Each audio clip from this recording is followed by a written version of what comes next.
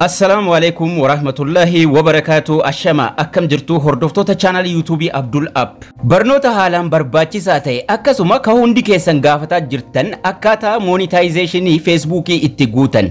Facebook waan haaraa dhiheenya kana fide irratti namni follow kuma tokko ol dabarfate salphaatti Facebook irraa maallaqa argachuu danda'a, monetizationis apply gochuu danda'a.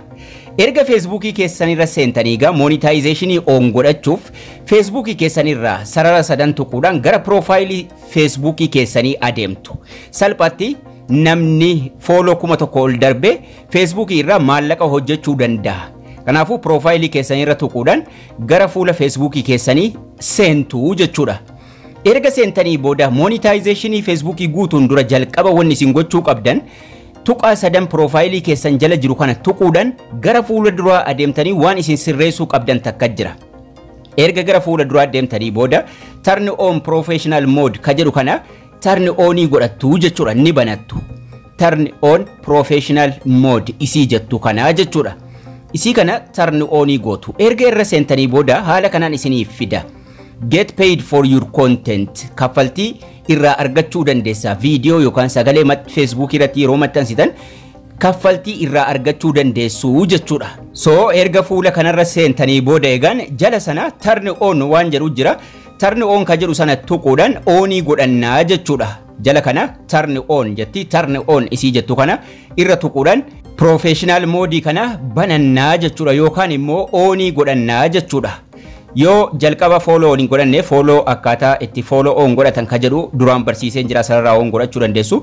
Erga ga professional mode kana turn on goone duubatti yeroo deebinu haala kanaan nuuf bana. Fuula Facebook keenya nuuf jijjiiraa jechuudha haala kanatti. Amma gara monetization guutuu adeemna jechuudha. Follow kuma tokko qabaachuu qofa kan isinirraa eegamu.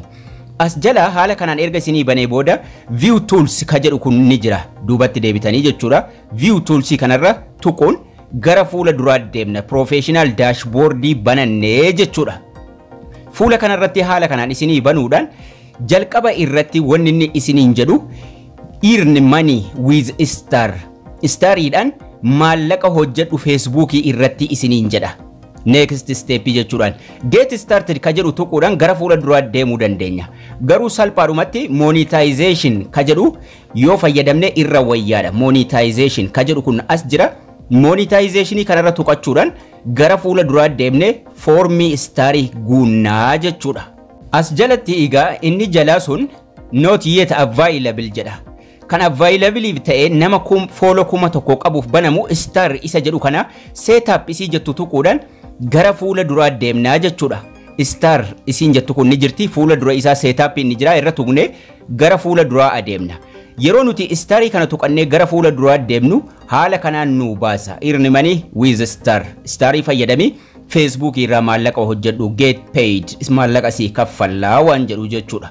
So fuula kanarra erga dhuftanii booda jala sanatti get started ka jedhu ni jira.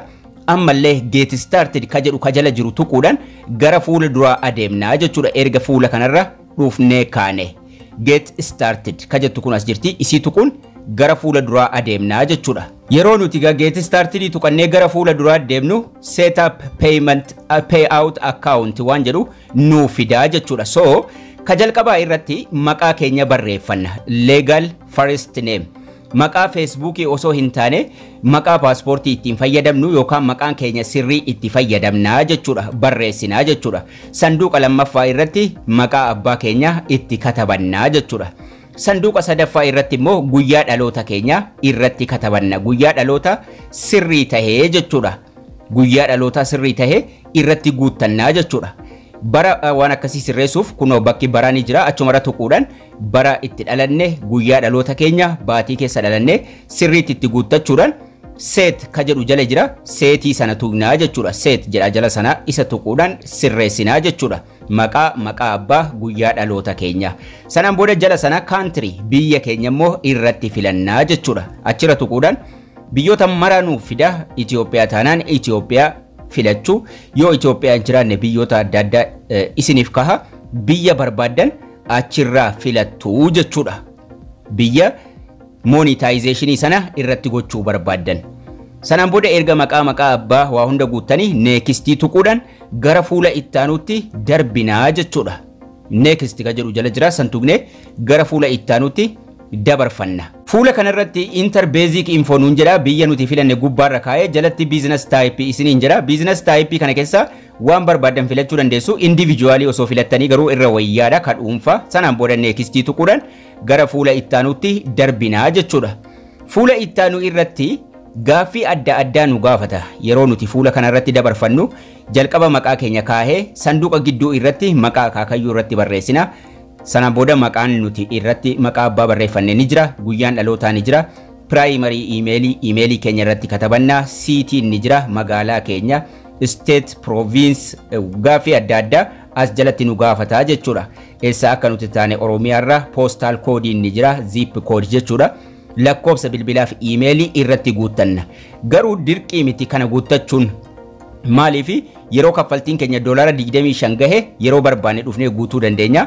Yoo guunnee next goona yoo hin guutuu hin barbaanne add later ka jedhu tuqurumaan fuula kanarra dabarfanna.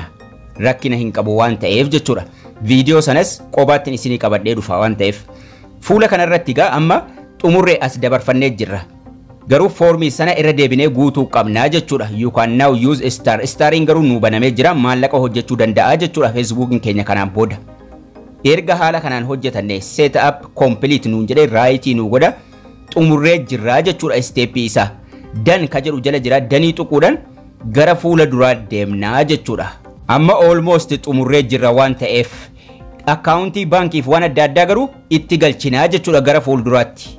Amma danii tuqnee yeroo nuti gara fuula duraa deemnu haala kanaan doolarri keenya bakka inni itti nuuf lakkaahu nu baasaa jechuudha. Akkasuma istaarii meeqa akka nuti arganne waan maraa earning doolara meeqa istaarii meeqa akka nuti arganne waan maraa nu agarsiisa. Gaafa doolara 25 hojjette yookaan immoo gaafa doolara 25 argatte baafachuu dandeessan maallaqicha nuun jedha. Gaafa barbaanne dhufnee akkaawuntii baankii add payout akkaawuntii itti galchuudhaan baankii keenya wal qabsiifnaa jechuudha.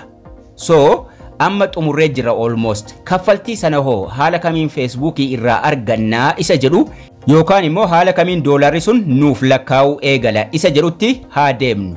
Erga haala kanaan foormii guuttanii booda Facebookiin keessan maallaqa isinii lakkaa'uudhaaf yookaan maallaqni lakkaa'ee ilaaluuf bakkuma monetization kana dhuftanii istaarii irra tuqxanii ilaallattu.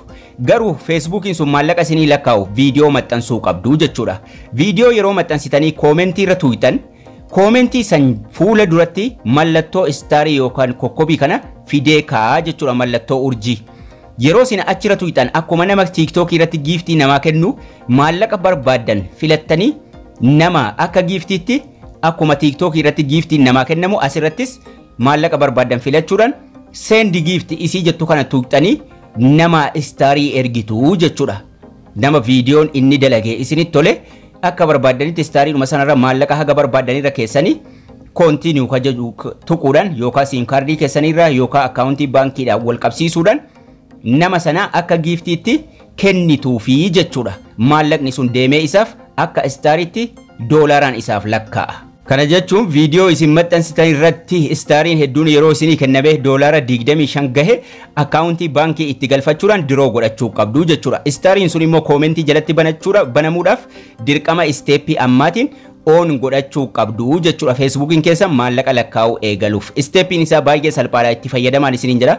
Barnoonni keenyas kana fakkaata akkasin irraa barattan abdii guddaan qaba. Haga barnoota kutaa ittaanu walitti deebinutti turtii gaarii nagayaan tura.